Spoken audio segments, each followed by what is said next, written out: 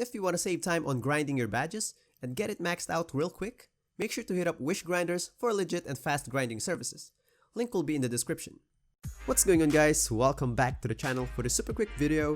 Today we'll talk about Deadeye Badge, one of the most requested topics, so now let's get into it. Before we go to the actual stats, let's have a quick run through first what does a late closeout looks like, because many are complaining that Deadeye Badge doesn't really pop out in their games, so this will help you understand what a late closeout is. So let me show you some plays that activated the Deadeye Badge. So in this one, you can notice that the defender doesn't really need to put his hand up or jump towards you to activate the badge. He just needs to get close to you on a specific gap in time. If the defender close out to you earlier than that, it will be covered by steady shooter instead. Next one, this guy here closed out late around this gap. And by the way, I'm using my slasher build that can shoot decently on these clips. If you want to know how I did it, I'll leave the link in the description.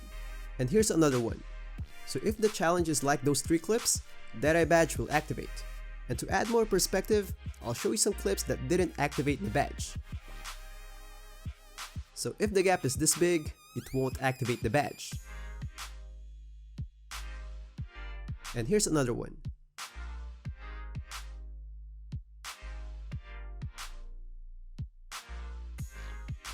And here's the last example. So those last 3 plays won't activate Deadeye Badge. Let's proceed now to the testings. Same as always, we'll take 300 shots on each badge upgrades, including no badge, on 2 sets, one for 95 and one for 75 3-point rating. To add more accuracy, I'll make sure to remove stacking badges like Green Machine, Hot Start, and Volume Shooter. And for the timing, I'll be using my moded controller for all the shots to have the same timing. And of course, I'll restart the game every now and then to refresh things like stamina and take over. Now you might say, oh, Toots, what about the challenge? It's hard to make those gaps uniform. Yes, you are correct, but as long as I keep them same as possible, taking 300 shots will minimize that margin of error, so that should be fine. And by the way, try not to skip the video because I'll tell stuff that those numbers can't tell, just like the following finding. First finding that I will tell you is about the challenge percentage. I was testing all upgrades, then when I was testing no badge, I noticed that the challenge percentage is really high compared to Hall of Fame. Of course, when I was testing from Hall of Fame down to Gold, down to Silver, I didn't really notice it. I think it's because the gap is small, but when I reached no badge, I realized that around Hall of Fame, the challenge are just playing around 16 to 19%, roughly. But when I was testing no badge, it's around 19 to 23 roughly. I failed to take note of all challenges, but safe to say that Deadeye Badge reduces challenges by a small margin, probably around 5% from Hall of Fame to no badge. It's too small that it's only noticeable at Hall of Fame to no badge gap. That 5% there is just my rough estimation, don't take it 100%. Now for the moment you've been waiting for, the stats. Left column will be the make percentage, and on the right column is the difference between each upgrades and no badge, so that's the actual boost. Don't focus on the left column because those numbers varies. It depends on a lot of stuff. Focus on the right one. Notable part here is that the boost is not that much, but not too bad. So to put more perspective on these numbers, let's pull out my Intimidator stat.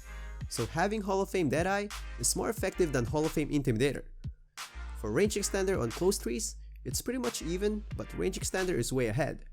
This justifies that range extender is a better choice because this badge just activates every time. And versus catch and shoot, Deadeye is much better. These are just some of the comparisons. I suggest to check out all those videos individually. Take some snapshots and compare it yourself. Everything is in my 2K21 playlist. Now for the sweet spot, it's a close call but it's going to be gold. So before we go to the next part, just want to invite you guys to like the video if you like it so far and subscribe to the channel for more videos. My goal is to reach 100k subs before the end of the year, so it would be really great if you guys can make it possible. And it would be really awesome as well if you can leave any feedback or any recommendation for a topic, or just comment anything for support. Now for 75 3-point rating, similar principle, boost is not that much, but for some reasons, sweet spot is shared between silver and gold, but still a close call. So in summary, Deadeye Badge is pretty decent in terms of boost, but if you watch the clips at the beginning and your shot selection is like that, you'll really benefit in this badge. But range extender is far better than this one, because the boost is more and you don't need much condition to activate it. Last one, the badge reduces challenge percentage by a small margin. I was even thinking that maybe the boost came from there.